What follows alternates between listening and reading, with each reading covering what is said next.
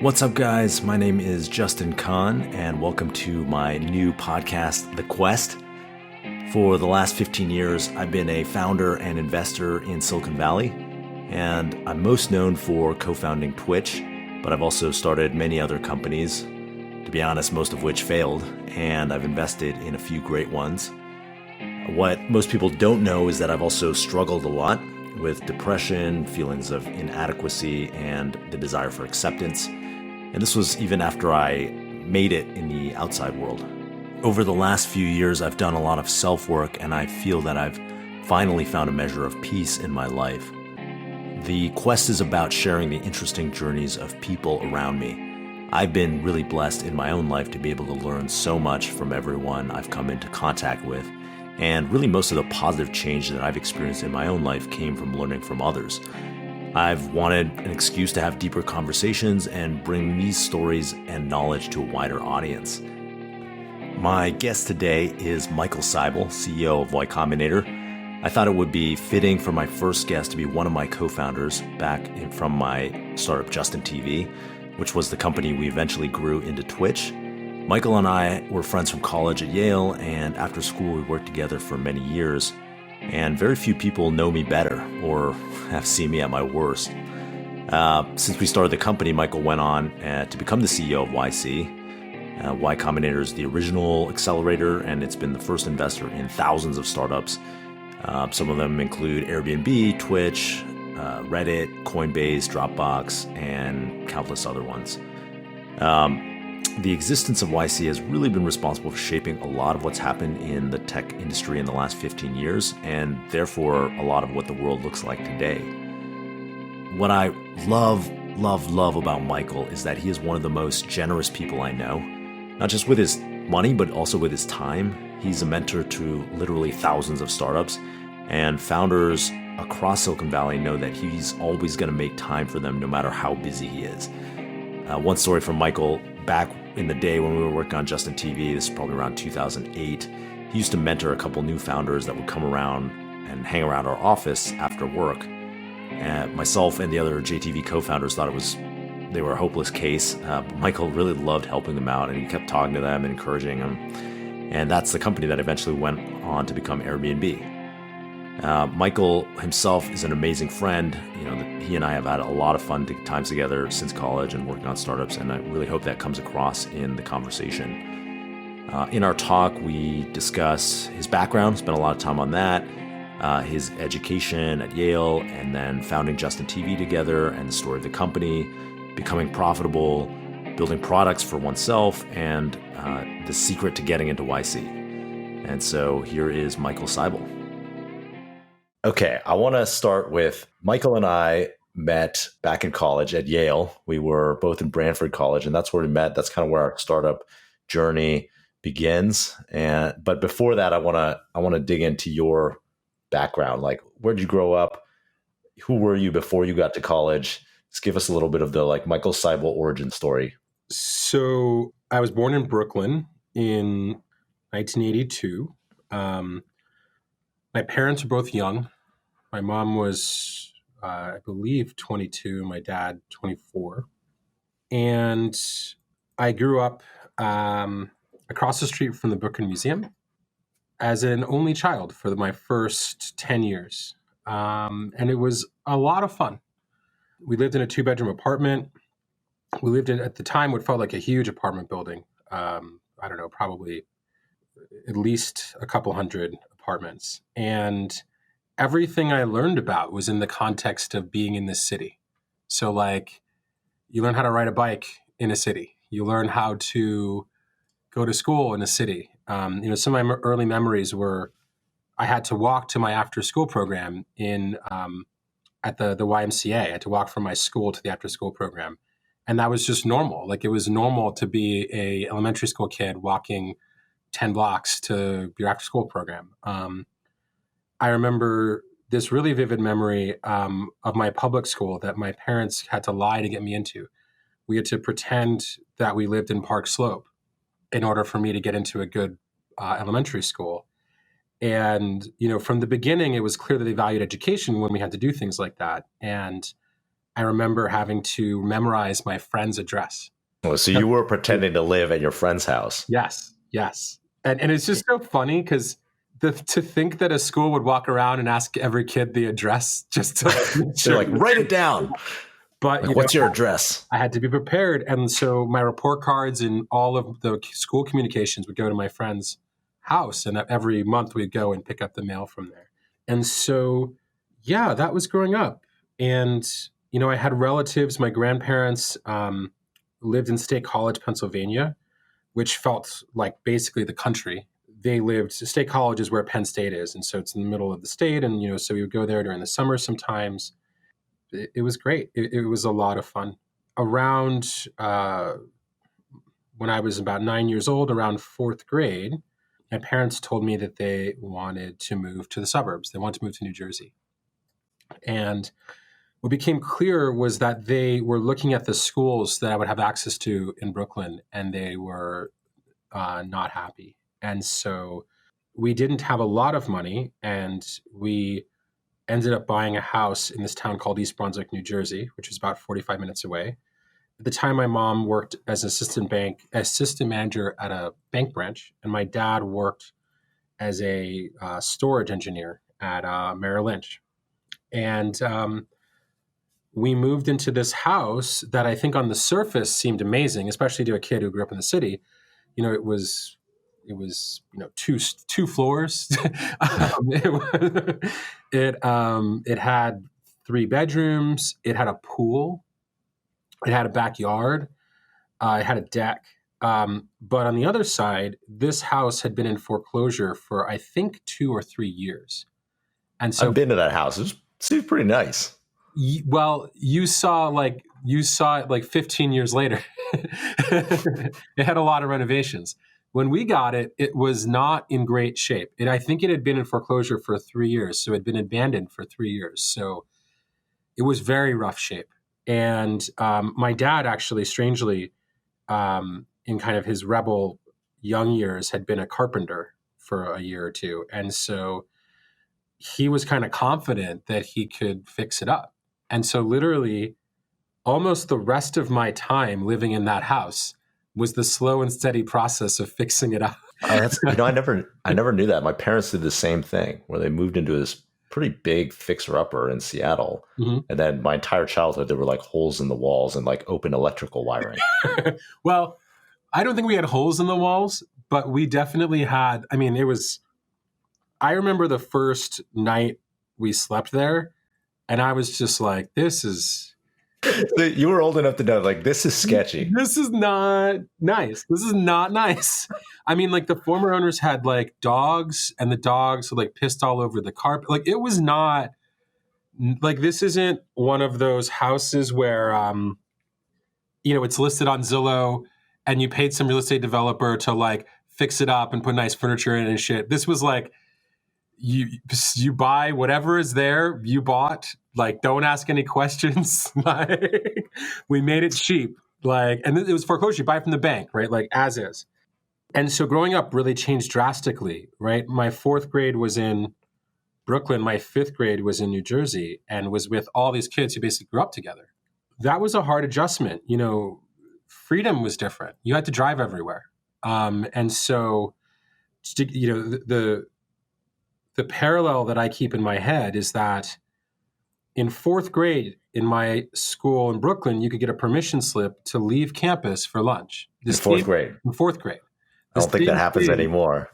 Well, no, in Brooklyn it does. But in East Brunswick, you could leave campus for lunch when I went to school, when you were in 12th grade. And now you can't at all. Yeah.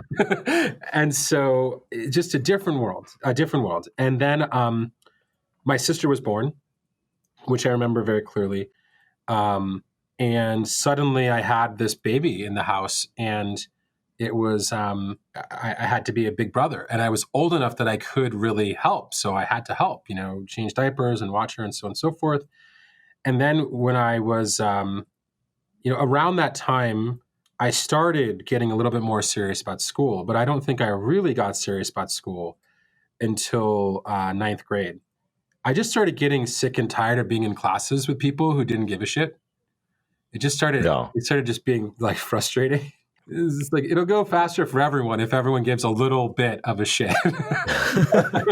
Otherwise, this feels endless and horrible.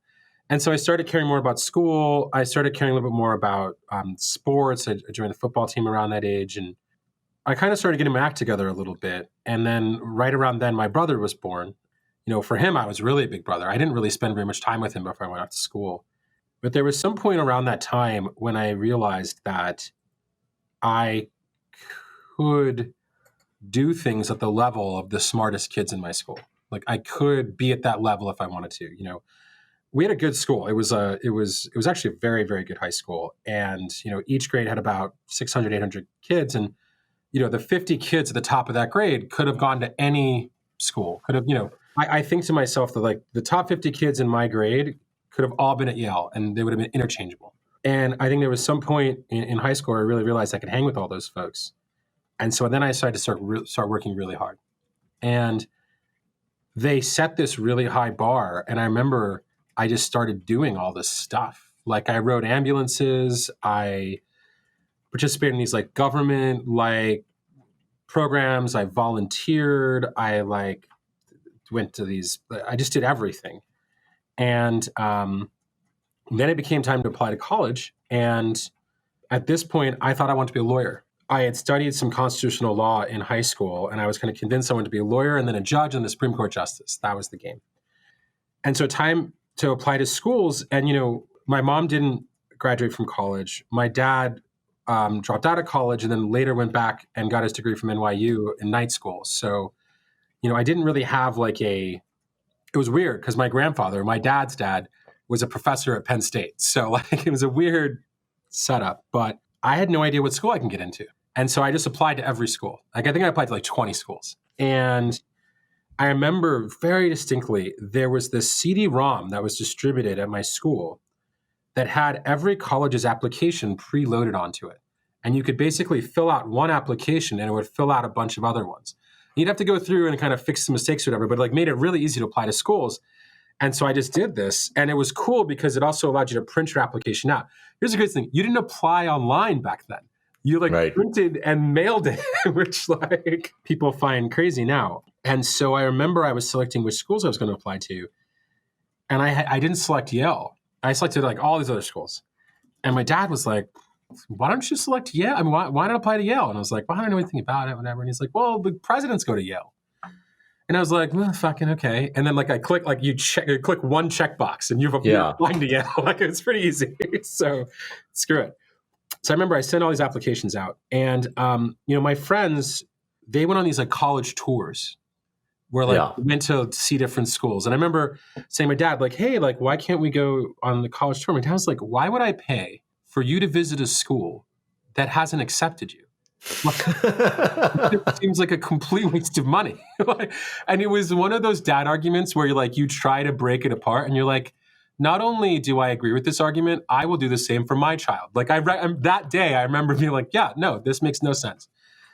Screw that. Just apply to more schools. It's way cheaper than going to visit the schools, It's like a volume game. Volume game through and through. And so the first day I got a letter back from one of the schools, and it was a letter from UPenn. And it said, we'd like to invite you to a minority recruitment day at UPenn. And it said, 95% of people we invite to this day get into the school. And so I hand this to my dad. I'm like, well, this is a lot closer to, can we go? So my dad and I go. We're walking around the tour, and there's other students there, and yada, yada, yada. And at some point in the middle of the tour, my dad looks at me and he's like, I think you can actually get into this school. I actually think you might be able to get in. And then that started me getting into every single school I applied to, except all 20, except for Harvard. Except for Harvard. And I love Harvard to death. Harvard had a supplemental application because it was a Common App school, and it said optional.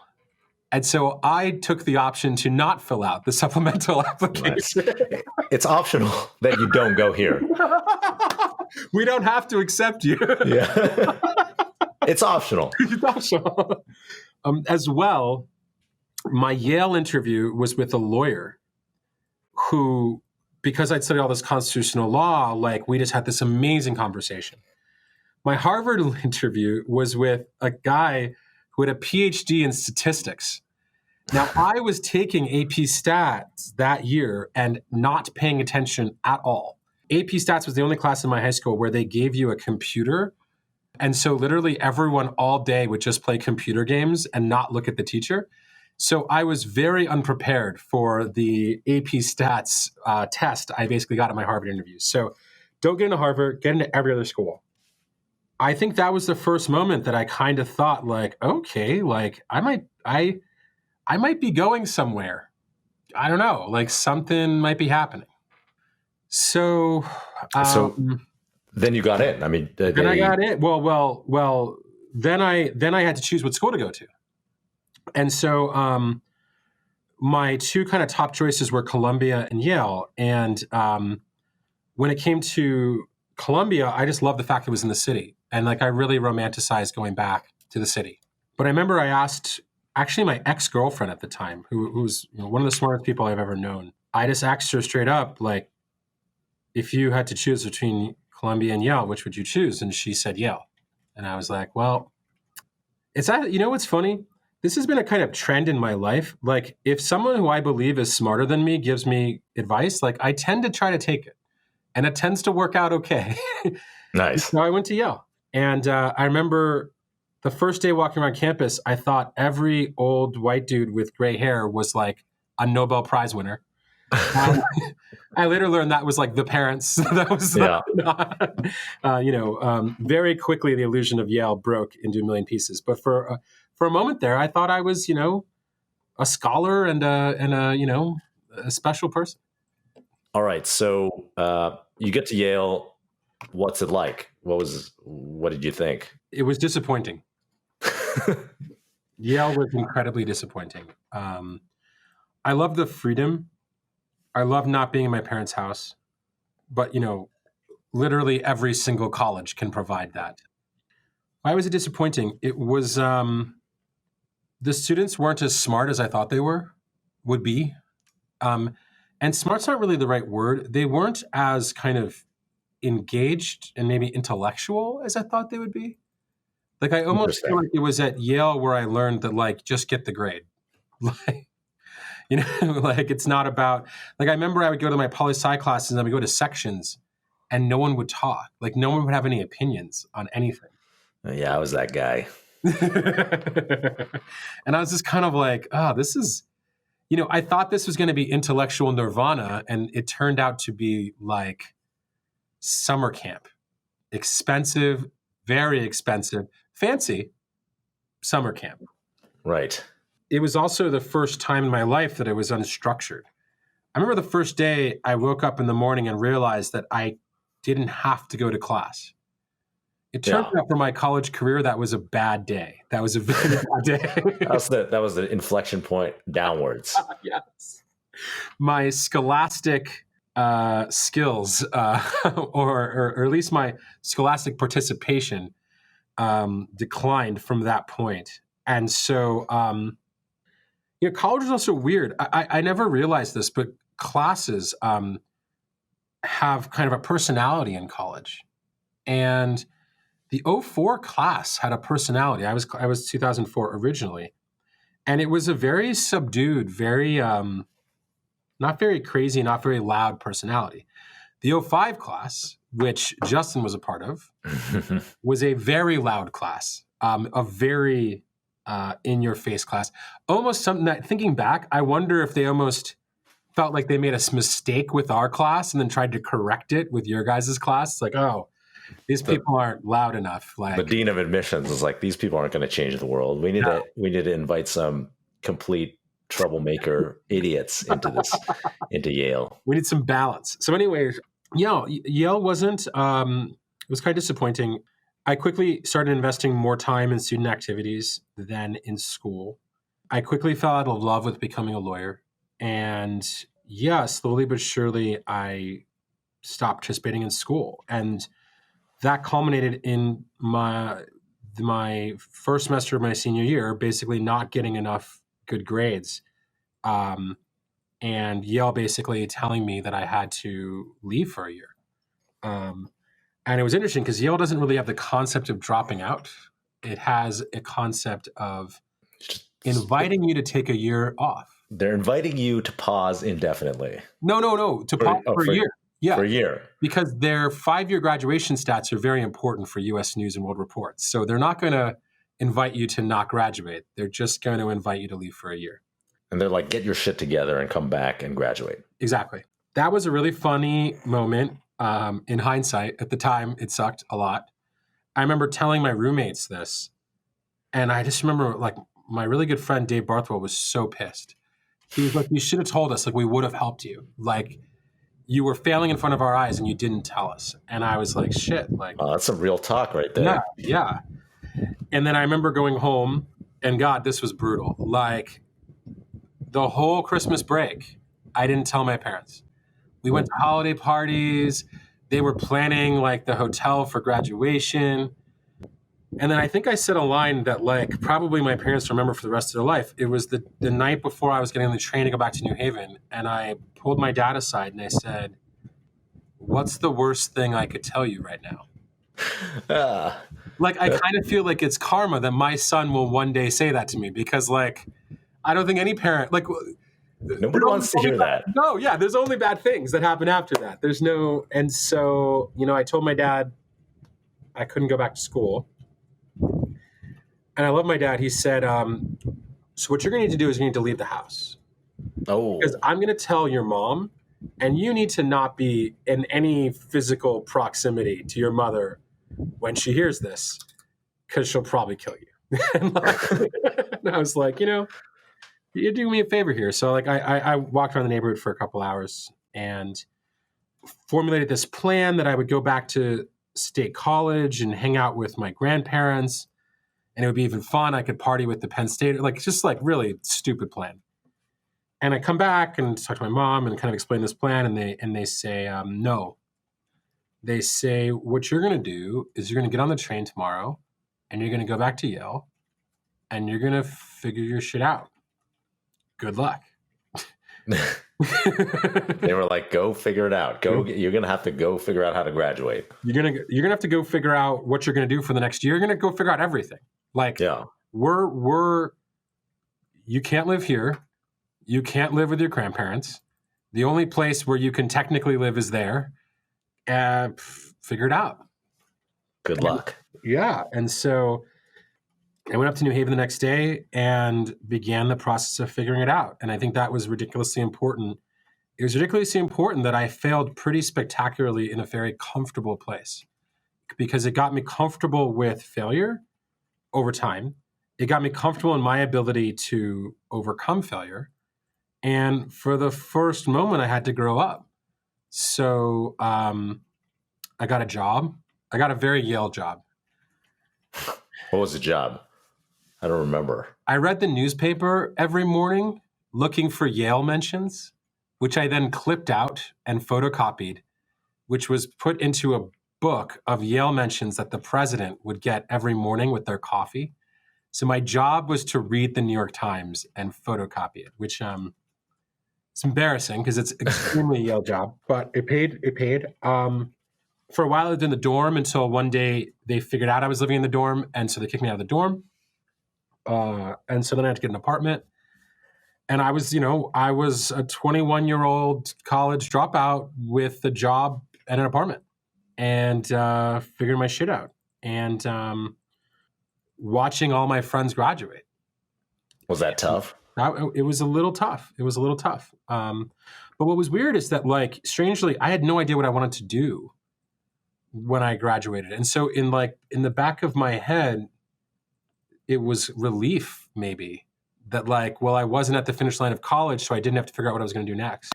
And so what did I do next? That summer, I continued working, and I lived with my roommates, and I applied for jobs. And this was the ultimate irony. I listened to this NPR program on government and law and justice and stuff, and I really liked it. And out of the blue, I emailed them and I said, I'd like to come work for you. And they said, one, we don't get emails every day from college kids asking to work at NPR shows about constitutional law. So I think it was exciting to them. And two, they had just set up a fellowship, which allowed them to hire like an intern equivalent person. And so just super lucky. They said, let's talk on the phone. I talked to them. I said, here's a job. And so I had to move down to UPenn. And a couple of things really came together all at the same time. One, I started eating better and started getting healthy. Two, moving to UPenn, I actually moved into the girls' volleyball house, which was pretty nice. Three, the job was great. It was a lot of fun. Four, the boss of the program was this woman named Kitty Colbert, who was a lawyer who argued a case named Casey v. Planned Parenthood in front of the Supreme Court that basically reaffirmed Roe v. Wade. Like, this lawyer helped protect women's right to choose. And she was like my boss. And it was interesting because on one hand, from a personal kind of rebuilding my life perspective, it was perfect. From a social perspective, it was horrible. I didn't know people at UPenn. Like, I didn't have a lot of friends, but kind of from rebuilding, it was really great. And I had this really great conversation with Kitty Colbert at the end where I told her, I was thinking about going to law school, and she described to me, because I didn't know what else to do. And it was weird because I literally was like, I don't think I want to be a lawyer, but I'm thinking about going to law school, which I think a lot of Yaleys do, strangely. Yeah, that was my plan. And she said, well, Michael, let me describe to you what a lawyer does. And she told me for about 10 minutes, and she said, does that sound like fun? And I said, no, that sounds like a fate worse than death. I believe that's a Justin Kahn line. And she said, then why are you going to go to law school? And I was like, well, I guess that's that. But one of the cool things, one of the kind of bragging points is that because I had done con law in high school, she was actually teaching a constitutional law class at UPenn, like a little seminar. And because I was a fellow at UPenn, I was awkwardly treated like a grad student. So two cool things happened. One, as a Yale dropout, I was a TA for a UPenn class, which I loved. And two, the governor of Pennsylvania was actually teaching a class at UPenn that year. And I audited it by emailing saying, oh, I know this is a selective class. Most kids don't get in, but I'm a fellow. So can I audit it? And like the professor was like, yeah, sure. If you're a fellow, you can do whatever you want. And I was just I had this like student ID that said fellow on it. It was pretty good. It was the keys to UPenn. The keys to UPenn. It literally got you into doors. So it was the keys to UPenn. So then it was time to come back to school. And, the switch had flipped in my mind. And I was like, look, this isn't hard. Like, you're just embarrassing yourself. You're not getting good grades. Like, the amount of effort it takes to get good grades at Yale is basically zero. So just do it. And I was a poli-sci kid. So it was like rounded to zero. And so I did. I just got good grades. And I remember I still remember to this day, I did my senior thesis in 18 hours and got an A-. I did it the day before it was due. Actually, the day of it was due. And that's where I met you. That's where I really met you. Did we know each other beforehand, before you dropped out? We knew of each other, but mostly I had bad thoughts. You guys were the loud room that like threw parties, and you weren't really cultured as opposed to the core group. I think I crashed a party. Yeah. Did you have a sushi party and I crashed your party and ate your sushi? Yeah. It was, I think I still had thoughts that I was a sophisticated person. And so, that's when I feel like I really met you. And the way I tell this story to other people is that I didn't really know anyone. Like, I knew a couple people, but I didn't really know anyone. Because now you were a class of 05. Now all your friends had graduated. Everyone graduated. They put me in a senior single, which was great. And, through you, I made friends with this whole group of people that I'd been living with for years, but never interacted with. And honestly, left school with a better friend group than I'd had from the first time I was there. So we were hanging out. I remember we were hanging out almost every day. Yeah. Like, I was like playing World of Warcraft or that like online settlers game, and you just come over and we'd listen to music. Yep. and get into arguments because you would want to change it every 30 seconds. And I just wanted to listen to a complete song. Which I still don't understand. You were kind of watching me start a startup. I was starting my first startup, Kiko, with Emmett Shear, our other eventual co-founder. And you were kind of watching Emmett and I start this startup. And I remember you were kind of just like observing it and mostly making fun of us and observing it. But like you didn't have any interest in startups at that time. Like there was 0% interest. So you were just watching, like, what were you thinking? You weren't thinking, this is what I want to do. You know what's so funny is that like it didn't even really, like I can remember 1 or 2 conversations about Kiko. Like I saw you every day. I think we talked about your startup once or twice. It wasn't like I didn't have interest or I didn't. It just wasn't a factor. Like in many ways, I learned far more about Kiko when you guys actually started doing YC and you were back in Cambridge than I ever knew during school. I didn't know you guys applied to YC. I didn't know what YC was. I never knew what Paul Graham was. I didn't know any of these things. Yeah. So what happened was, I mean, Emmett and I were working on the startup. Just to give everyone some context, it was a calendar startup where we were like Google Calendar, but Google Calendar hadn't come out yet. And so Emmett was my high school friend, who, from when I was a kid, and childhood friend actually. And then he ended up going to Yale, and we were working on this app together, kind of hacking it together. And then Michael was, and among all of our other friends, they were just kind of watching us trying to start the startup back in 2004 and then 2005 when this wasn't a really popular thing to do. And then after we graduated, we both graduated in 2005. I'm like, okay, I'm going to work on this full time. Emmett and I get into the very first batch of Y Combinator, which is this new fund to help fund companies, which you are now, CEO of. Yep. Which you would never have guessed from 20 years or 17 years ago, or whatever it was. 15 years ago. So 15 years ago, we get into YC, and I remember calling you. We would like talk on the phone, a very 2005 thing to do. We'd like talk on the phone, and you would just talk about, I would talk about my experience of what I was doing, and you would kind of talk about what you were doing. Yeah. And you had 1 or 2 jobs, right? You had 2 jobs. I did. Yeah, you're right. Yeah. Well, I remember specifically you telling me that you were doing this program called Y Combinator. And I asked you what it was, and your description was very funny. Let me set it up. It was, so there's this guy, this older guy who had done startups and sold the startup to Yahoo. And was it Tuesday? Yeah, every Tuesday. Every Tuesday, he invites all of these younger guys, like recent college grads, to his house, and he cooks dinner with them. And then like they talk about startup stuff, and then they go home, and like that was what you were doing. And I was just kind of like, is this guy like shady? And he's like, no, like completely legit, And I was like, okay, all right, well that sounds cool. And we were kind of on these parallel paths where you were working on Kiko. Originally, I was working on Wall Street as a technical recruiter, which was a horrible job. Literally, this company had built software that scraped email addresses from monster.com and then gave their recruiter, it's funny. I see the other side of it now.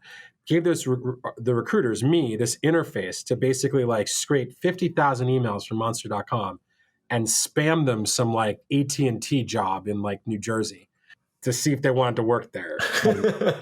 God, I don't know. Horrible. How many people did you hire that way? I think I got 2 people hired. And I would make like a very little bit of their salary, like $1 an hour or something as like a bonus or something. I don't know. Anyways, what I really wanted to do is work in politics. And so I eventually figured out how to get a job in a U.S. Senate campaign in Baltimore. So I moved down there. And I kind of feel like we were on this weirdly parallel track because like both of those projects we were working on kind of ended at the same time. So you were working on this Senate campaign, and I feel like there's this whole life path that would have happened for you had that worked, right? Like were you chief of staff or head fundraiser of the campaign? I was the what the fuck do they even call it? Finance director. I was the head fundraiser. Yeah. So you were 22 at the time, right? Head fundraiser, which already is kind of a red flag for a U.S. Senate campaign. And it wasn't like a Maryland Senate. It was like the U.S. Senate. Yeah. So you had gotten this job in, but if he had won, you would have gotten a job in his administration and then gone into politics, like career politics. I would be living in D.C. Yeah, the whole thing. And he lost by 3 percentage points. So it was pretty close. And in the meantime, I had been starting the startup with Emmett. Lots of stories in there. We tried to sell it to Yahoo. They agreed to buy it. Then they ghosted us. And then eventually we ended up selling it on eBay as a last ditch Hail Mary. Basically, we're winding down the company at the same time that you were the campaign was coming to the election, right? Yes. And so I remember, we were still hanging out. We were talking a lot, and we would hang out occasionally. Meet up in New York. While we were living in Boston, where Y Combinator was based at the time. And then Emmett and I emailed our entire friend group, and we're like, okay, we're leaving. Our company failed, and we're going to leave and start a new company in San Francisco. And let's be clear, selling your company for $250,000 a year out of college, to your friends, I don't think felt like failure at all. That's true. Yeah. Because we weren't we didn't understand the startup world. We didn't know anything, right? So it's I kind of thought you guys were rich. I learned later that wasn't true, but at the time. So we seemed like we had succeeded. We were like, okay, we had the successful exit. We're going to start another company. And I'd actually told you, I remember very distinctly, I told you and my dad the idea for our new company. My dad I remember randomly, you were in DC for, that's where the campaign kind of was. And I was visiting DC. I think I was visiting you maybe, but my dad was also there for work. Yes. So we had a dinner where it was my dad, you and me. And this was right when we were kind of selling Kiko. And I was saying, this is our next project. This is what I want to do. And it was called Justin TV. And I was pitching you I'm going to put a camera on my head and broadcast my life to the internet 24/7. What do you guys think? Not good. Yeah, then you were both. I feel like you looked at each other and just were like, "What the fuck?"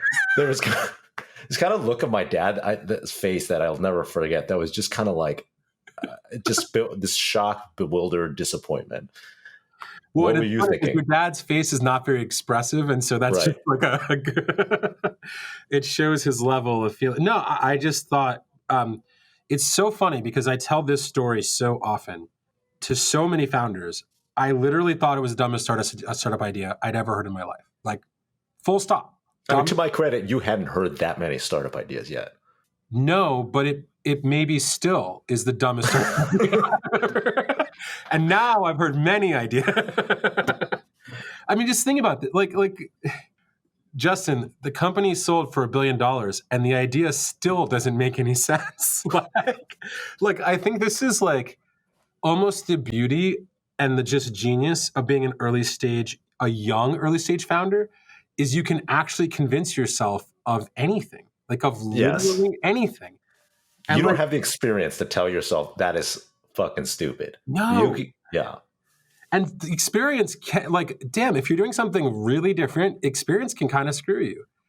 And so I just remember thinking it was the dumbest idea ever. And then I had no idea within 6 months, within 3 months, I'd be working at the company, right? So it just didn't faze me. It was just a friend's doing this thing. It's dumb. Okay. You could say working at the campaign I worked at was dumb. We just lost, right? It didn't faze me. But then you sent that email. Yeah, so I emailed our whole friend group and was like, hey, come out. Or I didn't say come out, actually. I was like, we're moving. Emmett and I are leaving, and we're going to be in New York for a weekend. So let's hang out, and then we're going to leave the East Coast, hopefully forever, and go to California, where we're going to try to start this new company. And, it's the little details, because we've told this story before, but I remember this little detail where you were like, and I'm finally going to get some good wonton soup because the whole East Coast has horrible soup. And I remember you were just the Chinese food on the East Coast is horrible. West Coast is so much better. I just want some wonton soup. And I still remember thinking I like wonton soup on the East Coast. What is this magic wonton soup on the West Coast? But that just that little detail always stuck with me because it's just the funniest thing to hate the East Coast for. It was of all the things, it's and the wonton soup was the straw that broke the camel's back. I got to get out of here. I mean, So, I stand by that. So this email comes, and we had lost our campaign. I had stayed on staff to help, thank our donors. And to this day, I have no idea why I interpreted this email as an invitation, because it wasn't. No, it wasn't. It was not an invitation. It was, but I don't think I invited myself. I think I asked, right? No, you asked. You were like, hey, I want to come out. Like, I've never been to the West Coast. Yeah. And so we were like, sure, come out. We ended up throwing out like a third of our stuff because it was all packed in Emmett's Honda Civic, where the two of us were going to drive across the country. And, we had no plan, as you discovered. You thought it was going to be a fun trip. It was not going to be a fun trip. but it wasn't. We were just like, we're going to drive until we get tired, and then we're going to stop at whatever Motel 6 or whatever there is, and then we're going to get up and drive. And eventually we'll be in California. It was funny because looking back, clearly I saw it as a vacation and you saw it as like the beginning of starting a company. And those were slightly not compatible visions. Yeah. You guys were very gracious and like allowed me to plan a more fun trip where we saw some folks and, we still did it pretty fast though. I mean, it was 4 days, I think. Yeah. 4 days. Yeah, we stopped at some places though, you know. And then we got there, and the Blue Angels, I remember flying over San Francisco as Fleet Week in October 2006. I don't think San Francisco has had a better day. No, it was an amazing day to sell San Francisco. It was very misleading, actually, because it was beautiful. And it was warm, and there were fighter jets. And like, we were on Treasure Island, so we saw the whole city. And best day in San Francisco in my entire life. And then we didn't stay in San Francisco. We drove 40 minutes south to Mountain View, California, which is a suburb, and stayed at my cousin's house on the floor on an air mattress in this suburb while Emmett and I tried to figure out how to set up this company around streaming my life to the internet, which, after our last, after Kiko had kind of sold, Paul Graham had given us a check for $50,000 to like, go do it. He was like, yeah, let's go. Which was folded up in your wallet, I remember. And so I remember we're staying at your cousin's place, and I'm kind of feeling a bit useless. I'm like, hey, like my friends this isn't really a vacation for them. Like they're really doing that. Like they're starting a company, and I'm just like sitting here. And I just kind of felt like that was rude. And so I was just like, well, I should at least like help do something, like, like make some use of myself. And so I remember telling myself, like, all right, what I'm going to do is I'm going to make sure they get an apartment, because it's depressing me that they are going to have to live in this basement in Mountain View. And I'm going to help them open a bank account, because, that was like, in my extremely limited set of skills, that was one of them. God, what did we do? I mean, we drove around. Didn't we drive around San Francisco looking for apartments? Yeah, we drove around SF looking for apartments. We ended up renting one at this place called Crystal Tower, which is kind of in North Beach, which eventually became this hub of YC companies that got kind of their start there, including, companies like Dropbox and the early, days of Reddit. These guys lived there. So, very kind of eventual infamous place to live. Yeah. Opened an account at Wells Fargo, which came back to bite us many years later. The last weekend before I was supposed to go home was my birthday. And so we planned this trip to go wine tasting in Napa, and we invited Kevin, and was Lisa Naito there? Maybe. So we had some friends from college who were like out here by then, living there. And so we all went, I think we went up to Kevin's house for a barbecue, right? It was someone that Kevin knew who he was house sitting for. So it was like a barbecue, and it was great. And I remember you gave me a birthday gift, which I should have known something was up, because like we don't really trade gifts. And I remember I had said to you at some point, I'll never buy myself an iPod. Yeah, because like that's how fucking old you are. It was an iPod. Did it have a screen? I don't even know if they had screens. It had a color screen. Yeah. And I remember being really happy, and I remember just being like, well, that's awesome. And I didn't think much of it. And then I guess the next day you drove me to the airport, right? That was back when we drove each other to the airport, which is awesome. There was no Uber, exactly. So I had to drive you to the airport to go. You were going back to Maryland to like resume working on the Senate campaign. That the election was like, I think soon, but no, it already happened. We'd already lost. Yeah, right, so I was going to figure out what campaign I was going to jump on next, or I don't know. I didn't know what. And I was like, you got to join. And my pitch to you was you should join this company. Because honestly, having somebody who was willing to like do paperwork and open bank accounts, that was like amazing, mind blowing to me. I was like, we know how to program shit, but like my willingness to like go to the bank to cash this check was very low to fund the company. And, you had like fundraising experience. You were we were like, we could have, what's better than starting a company with friends, first of all. Yeah. And then, Michael has like business skills, this nebulous, air quotes, business skills set, a set of skills that I'm sure would be useful. Heavy air quotes, because there were actually no skills, but, potential business skills. I think, to be fair, you had business skills like we had programming skills at the time. Sure. Everyone was in a high potential, low skill setup. Exactly. And so, so you asked me and I said no. Yeah. And at the time, I didn't realize it was kind of a brutal no. Like, because asking someone to be your co-founder is like it's like a thing. It's like a real thing. And it's like I was asking you to get married. Yeah. And then you were just like, no. I don't even know if I had the part. I think I just said no. And then I remember you had a great line that I tell founders to use, which is just like, basically just like, sleep on it. Like, you got to sleep on it. Like, you got to give me that much to sleep on it. I'm just like, yeah, you're right. Like, that seems extremely fair. And then I get on a plane and I fly back to Baltimore. In the meantime, you guys find Kyle. And I get this email, God, was it 2 weeks later? It wasn't that much further. Yeah. So we were trying to recruit a hardware co-founder because we thought, this was before the iPhone. We were trying to create this live stream from anywhere in the city. And so we needed like a hardware, basically, that connected cell phone data modems to a computer that would take a webcam and like turn it into video and stream it over the internet. And we didn't have any idea how to do that.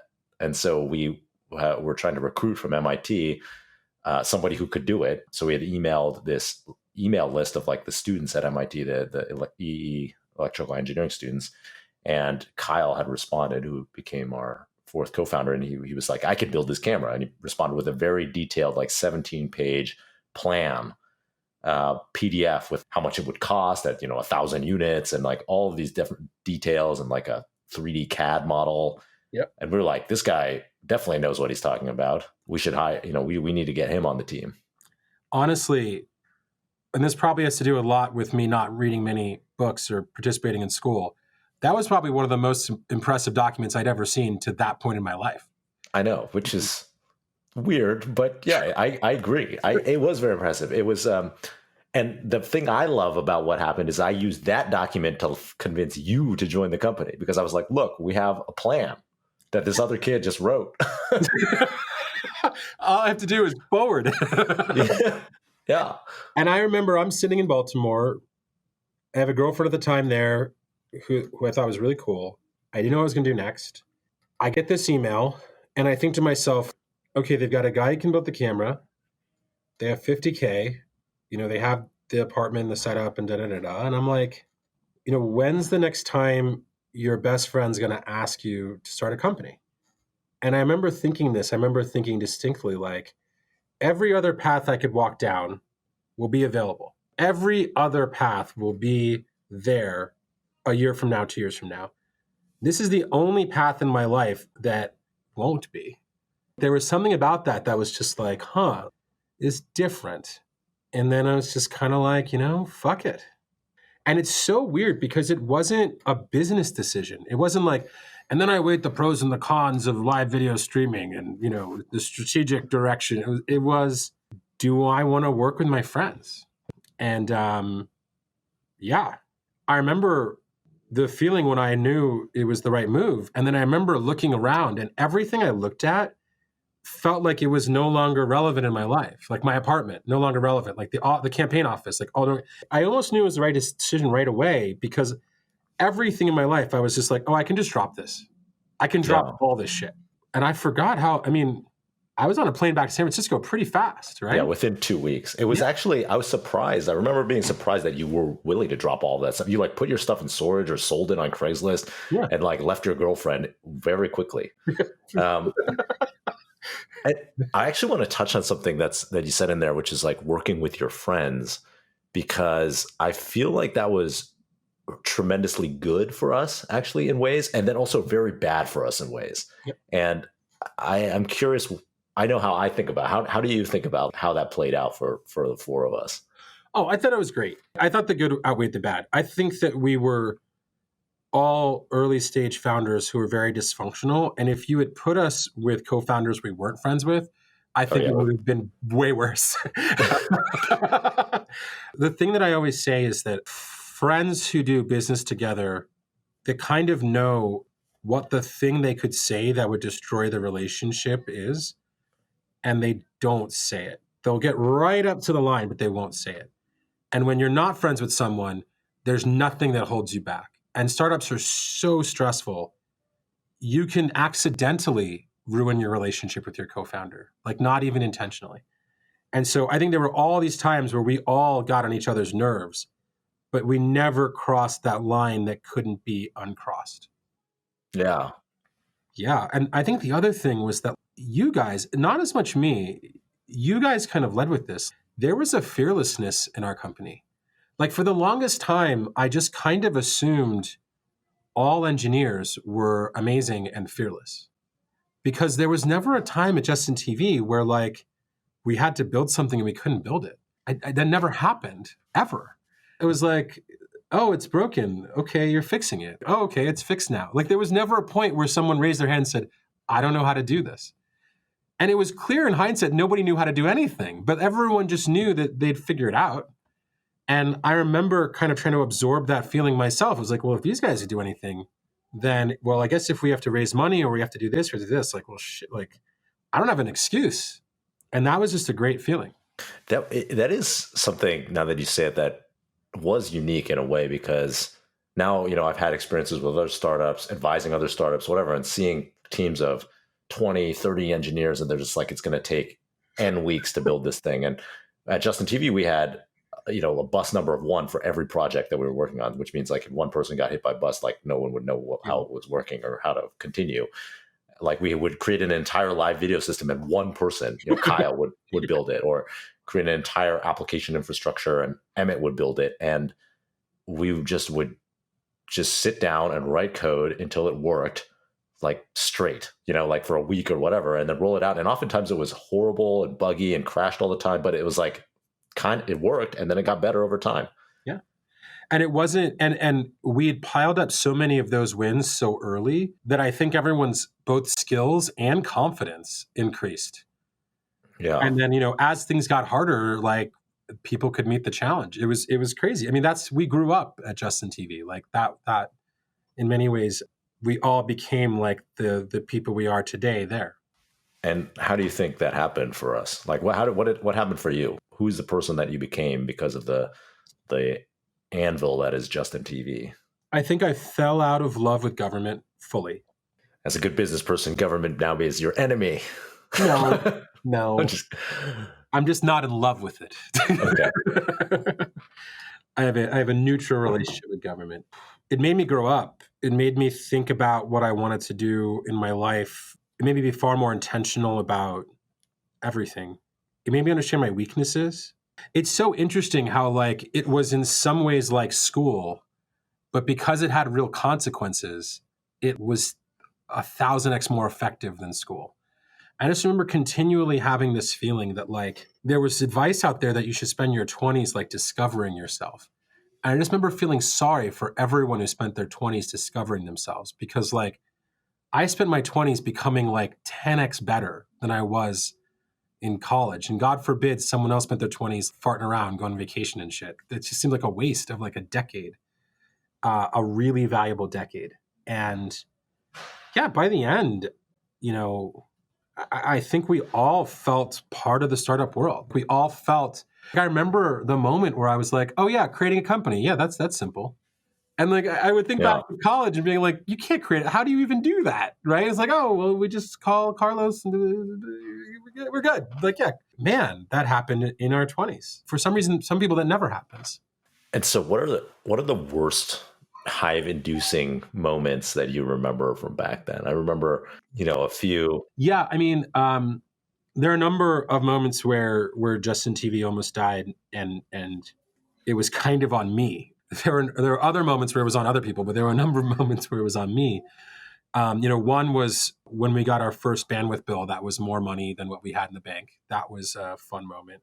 That wasn't really your fault, though, that we had created that. I mean, that was an infrastructural problem and probably a planning problem on our parts, and also a business model problem of like not being able to actually pay for anything because we had no revenue. You're right. In that case, it wasn't on me I didn't invent the problem, but it was on me to fix it. There was a moment where you and Emmett had to loan the company money because we ran out of money, and we had to do a written, like a literal, like line to paper, pencil written loan. Promissory note, yeah.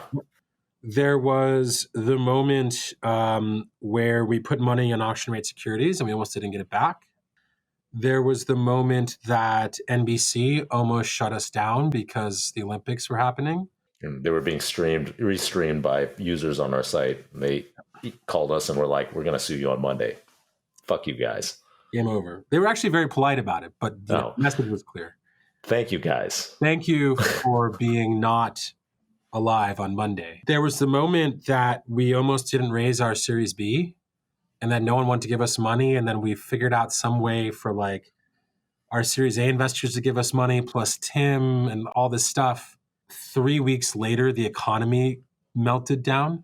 That was very lucky. So 2008, summer 2008, by this time we had pivoted from a stream of my life, which was actually terrible and boring, as anyone could probably have predicted, to a platform for anyone to create live video. And the platform was actually growing. Mostly copywritten content. Mostly DMCA content. So the copyright holders were coming and they were kind of like policing the content. We had this tool for them to take down content.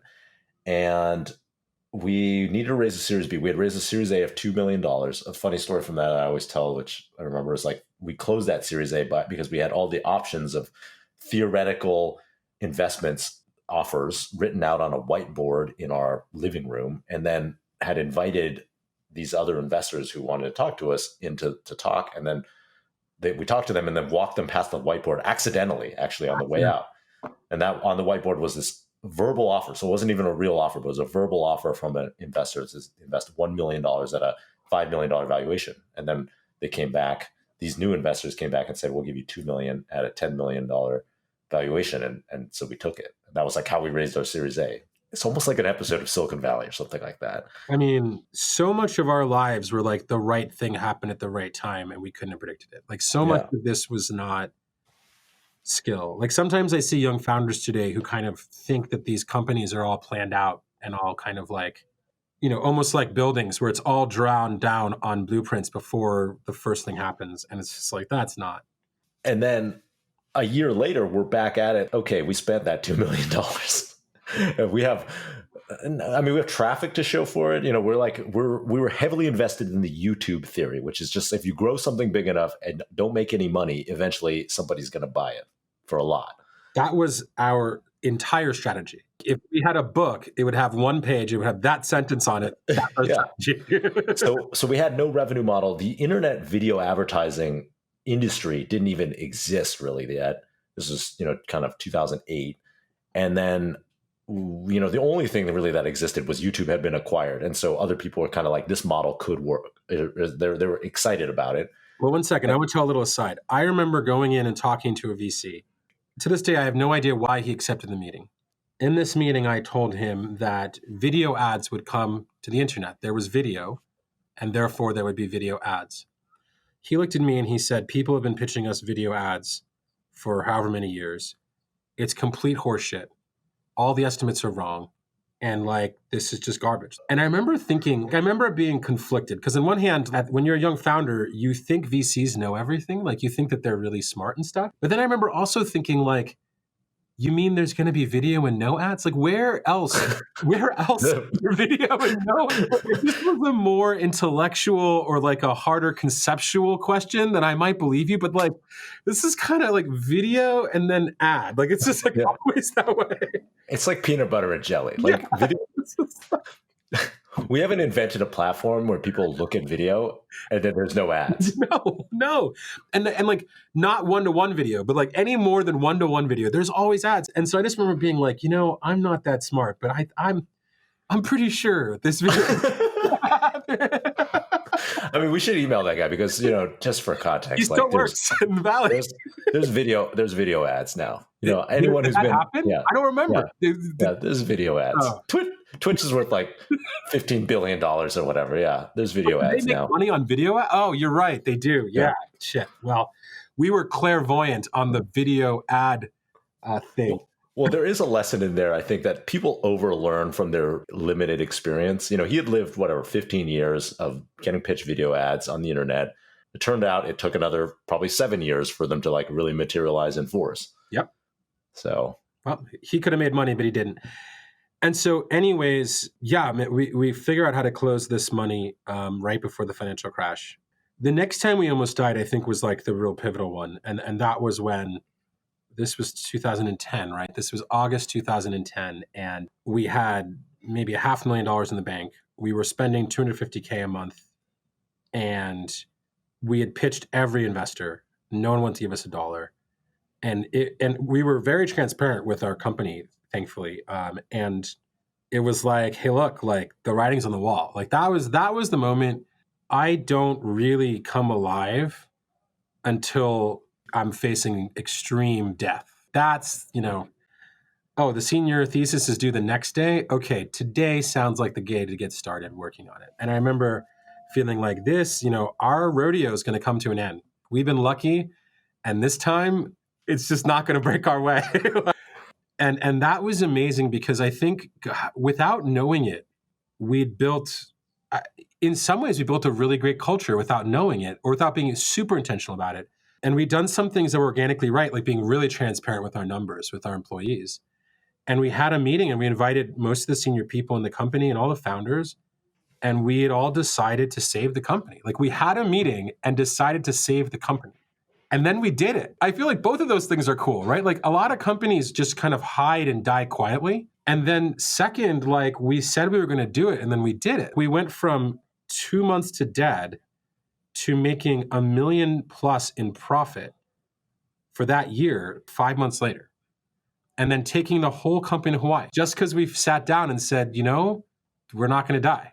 The thing that I think was very actionable that I tell founders today, but we just had we created a system for ourselves, which was every month we sat in a room and thought of all the ways we could make money and all the ways we could not spend money. And like both, everything from monetizing more to putting more ads. The ways to make money were mostly like infesting the site with ads, like every single place possible. I think we innovated on the ad front. We did. We innovated mid-rolls. We created mid-roll ads that just popped up in the middle of your streaming experience. We made the directory ad. we autoplay videos that happened on CNN and everywhere else that you hate. Yeah, we created that, and then had ads that started before. Like it's like you didn't even request the original video, let alone the ad that came before it. So we created that, but we would just remember we did payments. Secret monetization?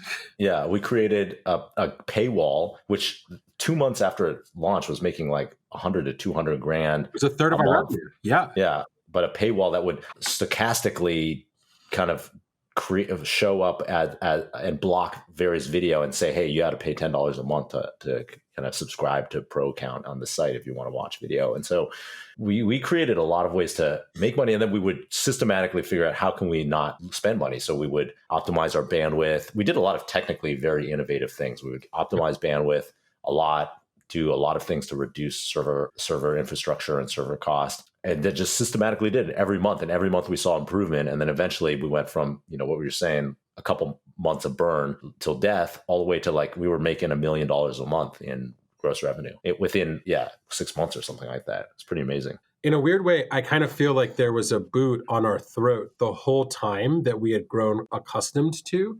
That was this like, we're running out of money. We got to raise money. We're running out of money. And there was this moment where I was like, oh, if we do nothing, we might not die. This is the first moment in the company where like, if we do nothing, we might not die. For the first time, I could actually think clearly about what our company was. Like, I feel like my strategic brain like turned on that day and was like, oh, well, if I'm not fearing where I'm going to get my next meal, maybe I can plan something more than like the next month or the next 2 months. We did. Like, that's when we started planning. Yeah. So that's when we first kind of came up with the idea of social cam and Twitch. And it came out of so, we had made all this, we started making money, but the problem was that site traffic also stopped growing.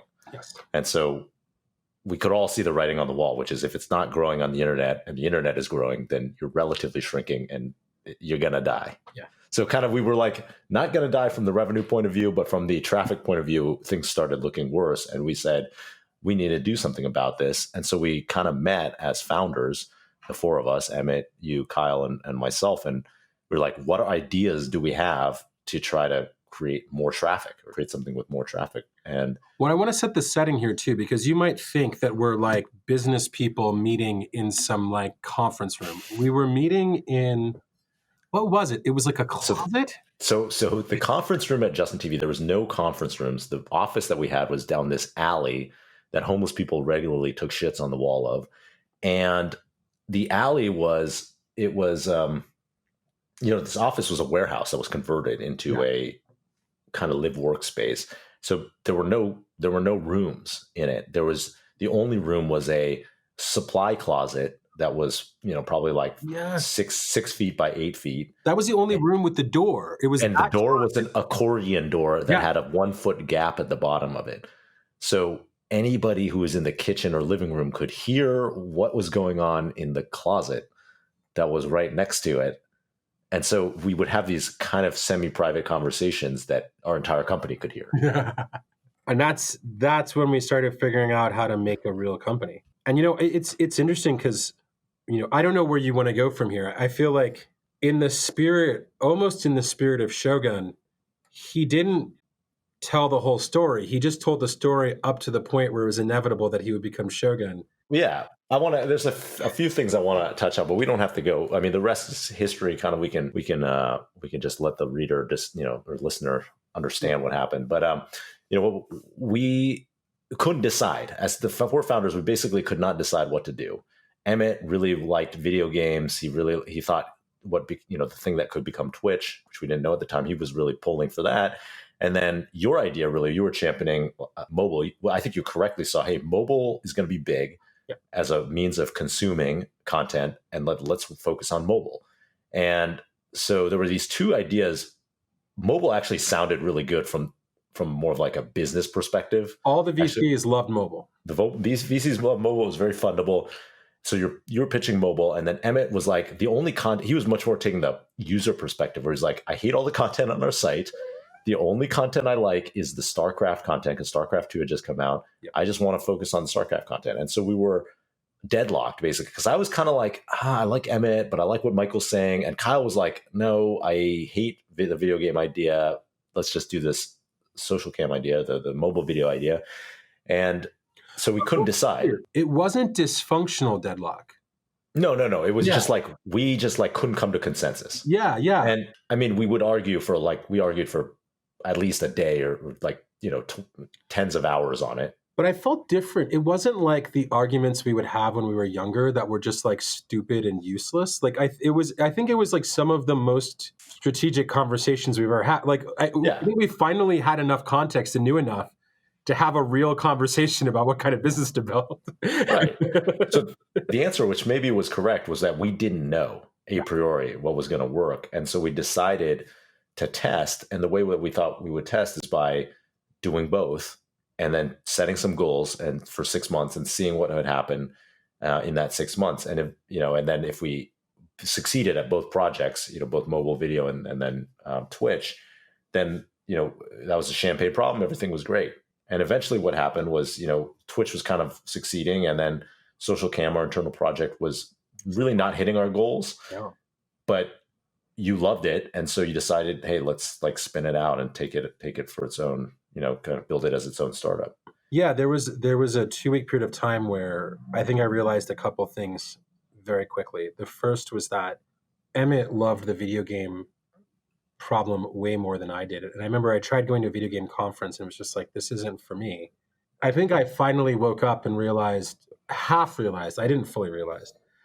I half realized I shouldn't be the CEO of a company where I don't like the product.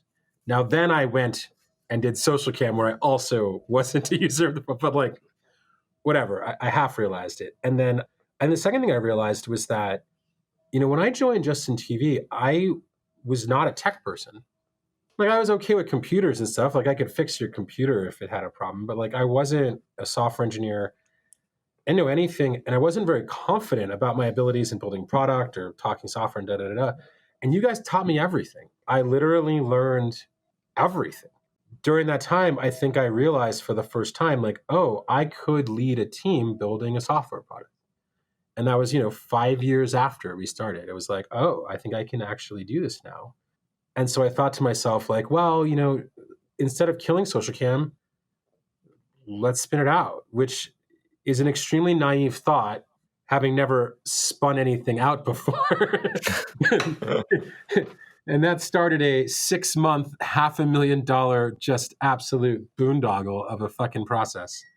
I'm curious, like, what did you resolve to do differently? Because you had this chance, you had done one startup, and you had kind of this chance to be the CEO. Like, you were the CEO of Justin TV, but it was like kind of not really, right? Like, we all four of us made decisions together and in a very dysfunctional way. So this time it was like you were clearly the CEO. You drafted really 2 engineers who were working, from Justin TV who were going to become the new co-founders, but you were kind of like the leader. Yeah. So what did you resolve to do differently that time? I learned so many of the right lessons, but I screwed up on the most basic one. I knew we were going to have a more functional way of making decisions so that we were going to split up roles and responsibilities. And I knew that we were going to be metrics driven. We were going to measure what users did. And I knew that we were going to talk to our users and do user interviews and do that. And, during the time of Justin TV, there was this whole practice of how to build a product that was kind of invented during that time. And we didn't really do that at Justin TV.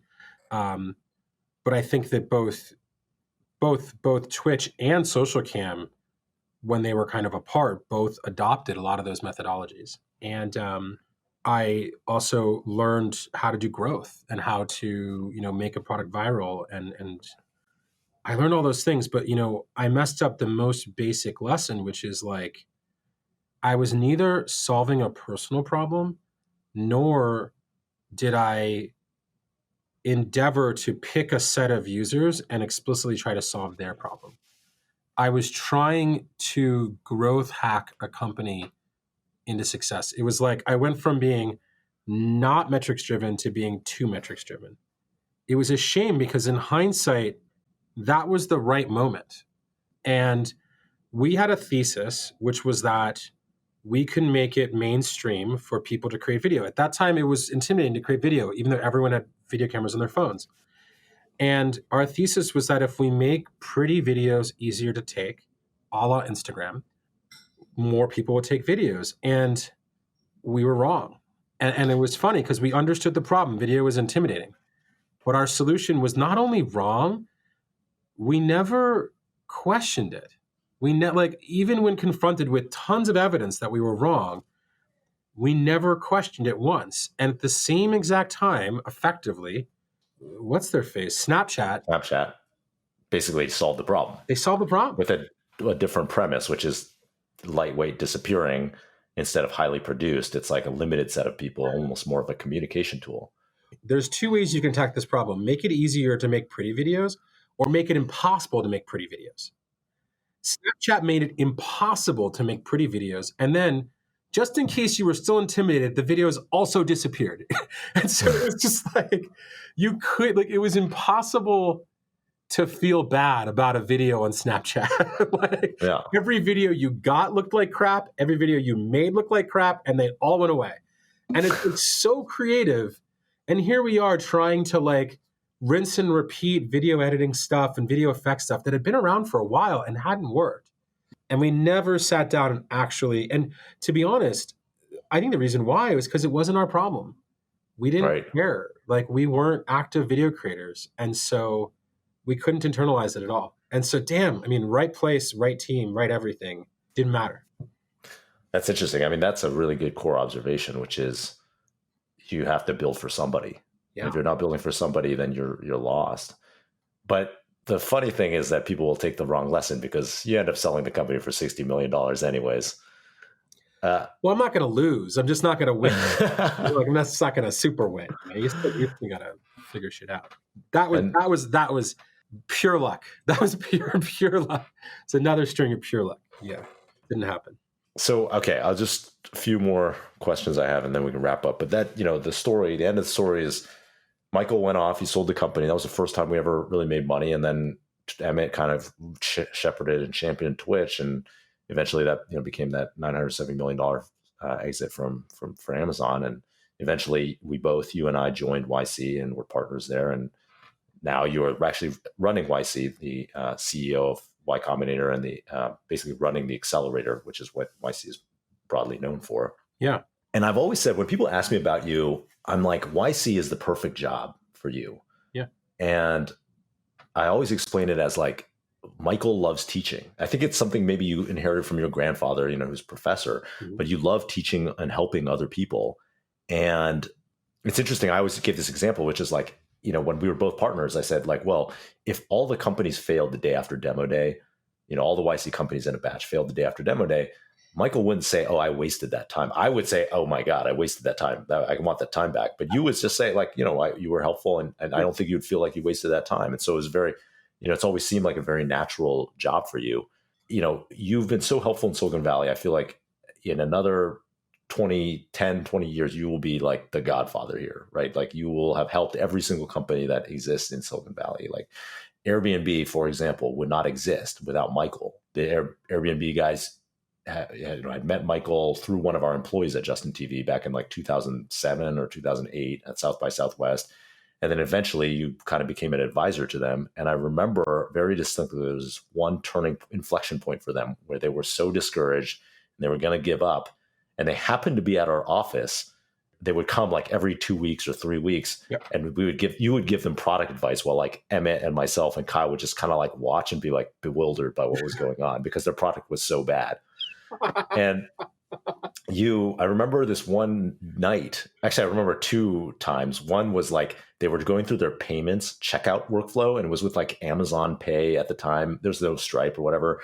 And you had to put in like 20 forms or something, including like a driver's license or like passport. You had to put in an EIN number. You had to register a company with the government and then put in an EIN number. In order to rent an apartment. This was like the early version of Airbnb. But then that was one time, and we were just like, you were like, nobody is ever going to do that.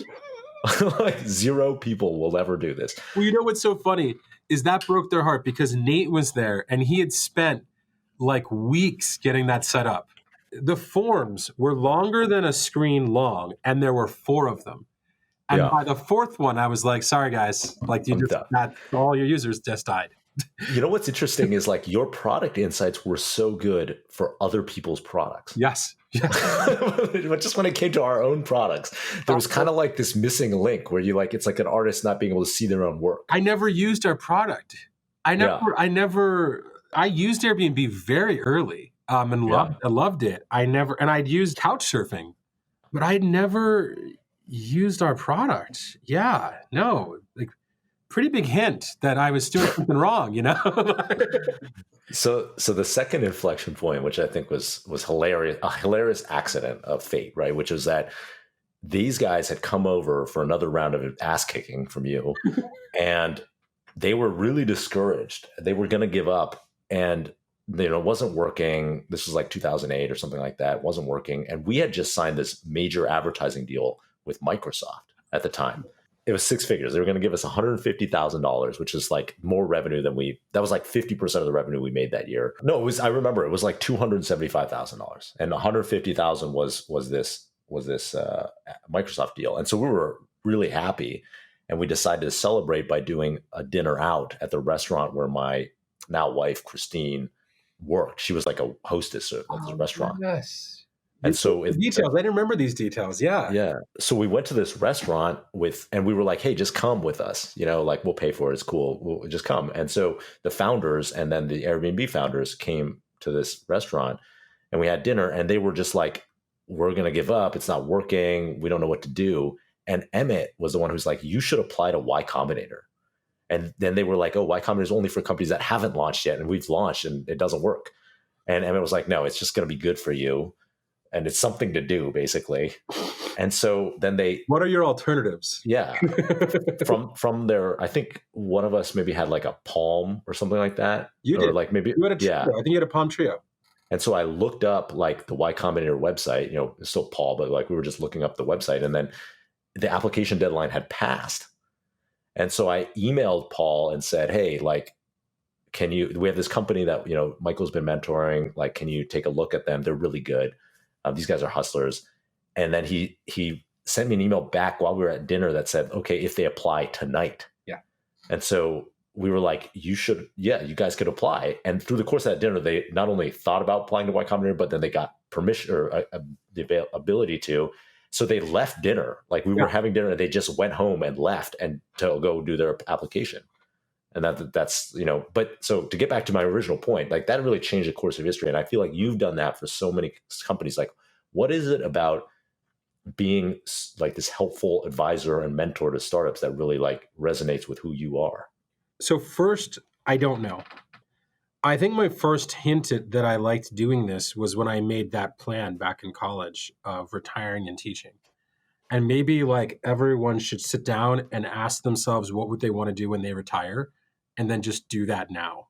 Because like, why are you waiting for it? I wait, So I don't know why. I don't know what part of my makeup likes this, but it was clear pretty early that I realized it. And to be honest, joining Y Combinator reconfirmed it. And I remember you recommended me to be a part-time partner at YC when I was working at Autodesk, who had bought SocialCam, and I was bored. And I remember starting to work with companies then and remembering the good old days with Airbnb and just thinking like, this is fun. I'm just going to spend more time doing this.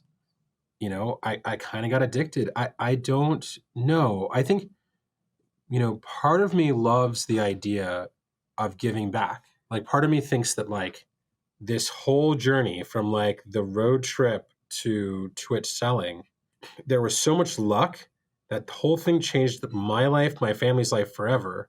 I couldn't have counted on it. And like this world kind of gave that to me. And maybe I owe a debt to this world. And like maybe the way I pay it back is to give that opportunity to other people. But, I honestly think that's how I rationalize it afterwards. I think that, I don't know, it's just something I really like doing. It's weird because thinking back, YC, I lose count. I think this is like my 13th or 14th batch, God knows. And every batch, I think like, oh, this will be the one where it's just going to be like rinse and repeat. I don't like it. The companies are going to suck. I'm not going to enjoy it. And then it never is. It never is. Yeah. It's amazing. Yeah. It's been an incredible journey that we would never have guessed. Okay, my one last question is the new podcast. I need to do something to boost, get some views. So what is the secret to getting into YC? Like, how do people get into YC? Okay. What can I say that hasn't been said before? A couple things. Your startup has to happen with or without YC. That's the first thing. If you are using YC to figure out whether or not you should do this startup, more often than not, we can tell, and that's a bad thing.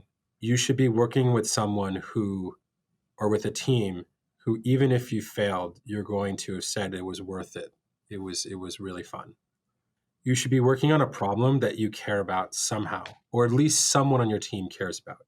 Whether it's a personal problem, a problem for a friend or a relative, or something you encountered at work, someone on your team should give a shit about the problem. You should have the ability to build the solution.